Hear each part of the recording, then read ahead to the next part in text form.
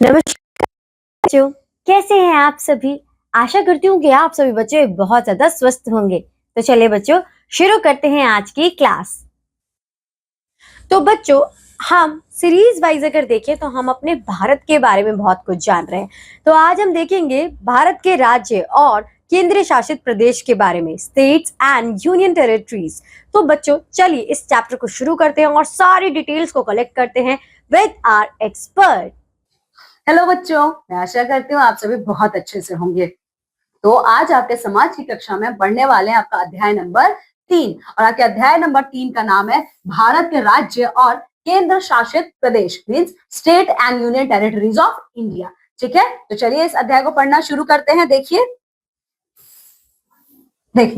भारत एक विशाल देश है। यह उत्तर से दक्षिण तक लगभग 3200 किलोमीटर तथा पश्चिम से पूर्व तक 2933 किलोमीटर फैला है। जो हमारा भारत देश है बच्चों, कोई छोटा देश नहीं है, बहुत ही विशालकाय देश है। ठीक है, अगर आप इसकी लंबाई देखोगे तो उत्तर से दक्षिण तक 3200 किलोमीटर लंबा है, तो पश्चिम से पूर्व तक ये 2933 किलोमीटर की लंबाई चौड़ाई में ये फैला हुआ है। ठीक है, यह विश्व का पहला सबसे अधिक जनसंख्या वाला देश है, जिसका अर्थ है कि विश्व में सबसे अधिक संख्या में लोग यहाँ रहते हैं। और हमारा जो भारत देश है वो विश्व का सबसे अधिक जनसंख्या वाला देश है। इसका मतलब ये है बच्चों कि यहाँ पे सबसे अधिक लोग रहते हैं। ठीक है, भारत में कुल जनसंख्या अब 150 करोड़ से भी अधिक है। तो कितनी जनसंख्या है हमारी? 150 करोड़ से ज्यादा है। ठीक है, तो चलिए देखिए आगे क्या है इसमें।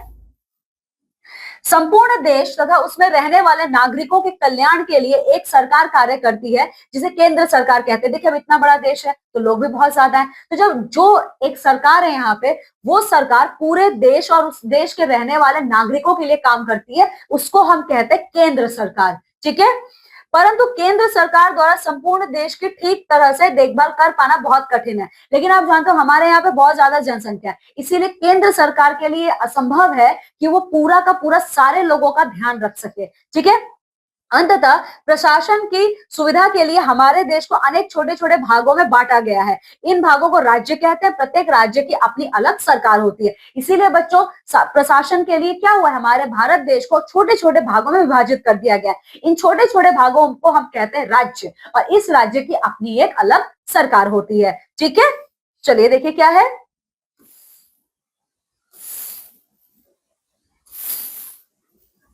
देखिए, भारत को 28 राज्यों और 8 केंद्र शासित प्रदेशों में बांटा गया है। तो कितने राज्य हमारे भारत देश में? 28 हैं, और टोटल 8 केंद्र शासित यहाँ पे प्रदेश हैं। ठीक है, प्रत्येक राज्य और केंद्र शासित प्रदेश में एक प्रमुख नगर होता है, जिसे वहां की राजधानी कहा जाता है। और इन सब की एक प्रमुख यहाँ का शहर होता है, जिसे हम यहाँ की राजधानी कहते हैं। ठीक है, सरकार के प्रमुख कार्यालय उसकी राजधानी में होता है। और राजधानी इतनी ज्यादा इंपॉर्टेंट क्यों होती है? क्योंकि सरकार के जितने भी महत्वपूर्ण कार्यालय होते हैं ये सब वहां के राजधानी में ही स्थित होते हैं।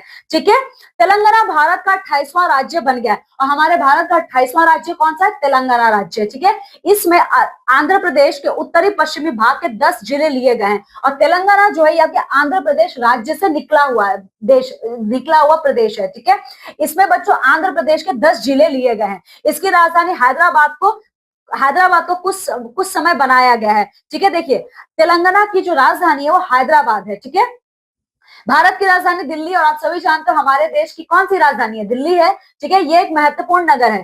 केंद्र सरकार संपूर्ण भारत की सुरक्षा, जिसे महत्वपूर्ण कार्यों की देखभाल स्वयं करती है। और जो हमारी केंद्र सरकार है ये पूरे देश की सुरक्षा खुद करती है। ठीक है, देश के कुछ भाग ऐसे भी हैं जिसकी संपूर्ण देखभाल स्वयं केंद्र सरकार करती है। ऐसे भागों को केंद्र शासित प्रदेश कहते हैं। ठीक है, तो बच्चों जो ये हमारे 8 केंद्र शासित प्रदेश होते हैं, ये पूरा का पूरा इनकी देखभाल हमारा केंद्र सरकार करता है। इनकी अपनी खुद की कोई सरकार नहीं होती है, दिल्ली और पौंडीचेरी को छोड़ के। ठीक है, तो चलिए भारत के राज्य और उनकी राजधानियां। तो बच्चों अब हम लोग देखने वाले हैं हमारे भारत देश की, देखिए हमारे भारत देश के कुछ राज्य और उनकी राजधानियां, मतलब हमारे भारत देश के टोटल 28 राज्य और उनकी राजधानियां। तो बच्चों सबसे पहले बारी आती है हमारे पहले राज्य की, जिसका नाम है आंध्र प्रदेश, और आंध्र प्रदेश की राजधानी का नाम है अमरावती।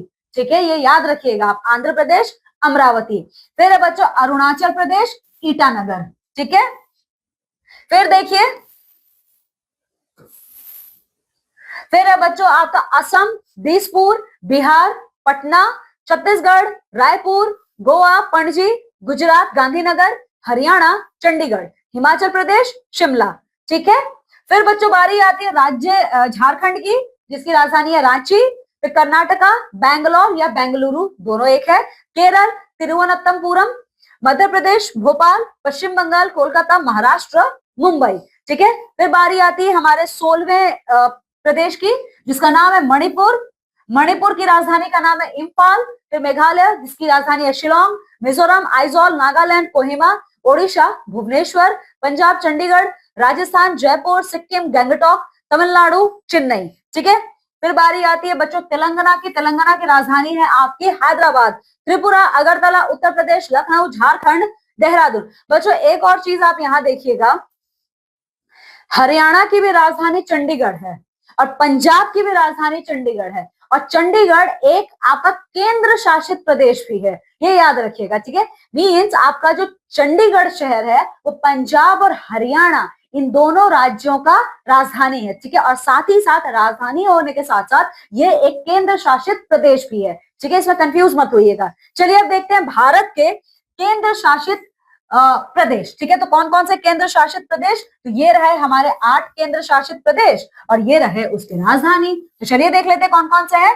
पहला है अंडमान तथा निकोबार द्वीप समूह। तो अंडमान निकोबार का आपका जो राजधानी वो है पोर्ट ब्लायर। पोर्ट ब्लायर का नया नाम है बच्चों श्री विजयपुरम। कंफ्यूज मत होइएगा, श्री विजयपुरम और पोर्ट ब्लायर एक ही है। ठीक है, चंडीगढ़, चंडीगढ़ की राजधानी चंडीगढ़ ही है। ठीक है, दादर और नगर हवेली और दमन एवं दीव, इसकी राजधानी का नाम है दमन। ठीक है, दिल्ली, दिल्ली की राजधानी है नई दिल्ली। ठीक है, लक्षद्वीप, कवरत्ती, पुडुचेरी, पुडुचेरी या पुडुचेरी दोनों एक ही है, इसकी राजधानी भी यही है, पुडुचेरी या पुडुचेरी। जम्मू एंड कश्मीर, देखिए जम्मू एंड कश्मीर एक ऐसा हमारा केंद्र शासित प्रदेश है जिसके 2 राजधानियां हैं। ठीक है, 2 राजधानियों का मतलब है गर्मी में अलग राजधानी होती है, ठंडी में अलग राजधानी होती है। तो जो गर्मी में यानी ग्रीष्म काल की जो राजधानी है वो है श्रीनगर, और शीतकाल यानी ठंडी की जो राजधानी है वो है जम्मू। ठीक है, चलिए लद्दाख की राजधानी है लेह। तो बच्चों ये जितना भी आपने पढ़ा नहीं, आपको बहुत अच्छे से याद होना चाहिए। ठीक है, चलिए तो बच्चों इस अध्याय में सिर्फ इतना है। अब आइए देखिए कौन कौन से महत्वपूर्ण तथ्य हैं जो हमने पढ़े हैं इस अध्याय में। भारत विश्व का पहला सबसे अधिक जनसंख्या वाला देश है। ठीक है, भारत को 28 राज्यों और 8 केंद्र शासित प्रदेशों में बांटा गया है। ठीक है, और भारत की राजधानी हमारी दिल्ली है। ठीक है, तो यहाँ पे हमारा अध्याय नंबर 3 समाप्त होता है। तो बच्चों अब आपको इस अध्याय नंबर 3 का अभ्यास कार्य पूरा करना है। ठीक है, तो चलिए बच्चों मैं आपसे विदा लेती हूँ और मैं मिलूंगी अब आपसे आपकी अगली कक्षा में। तब तक आप सभी अपना बहुत ख्याल रखिएगा। बाय। तो देखा बच्चों आपने कि हमारे कंट्री में 28 स्टेट्स हैं और हमारे एक्सपर्ट ने जैसा कि बताया कि हर एक स्टेट की अपनी अपनी कैपिटल है। अगर हम बात करें, हम पंजाब की बात करें तो चंडीगढ़ वहाँ की कैपिटल है। अगर हम तमिलनाडु की बात करें तो चेन्नई वहाँ की कैपिटल, और ऐसे ही हमारे 28 स्टेट्स की कैपिटल है। फिर हम बात करते हैं यूनियन टेरिटरीज की, जो कि आपके प्रेसिडेंट के रूल में आती हैं, और हमने उनके बारे में बहुत सारी इन्फॉर्मेशन कलेक्ट करी। सो आई होप सो स्टूडेंट्स कि आपको अपनी कंट्री के बारे में इतनी इन्फॉर्मेशन लेकर बहुत मजा आया होगा। अब मैं आपसे मिलूंगी आपकी नेक्स्ट क्लास में, तब तक के लिए bye bye, have a good day.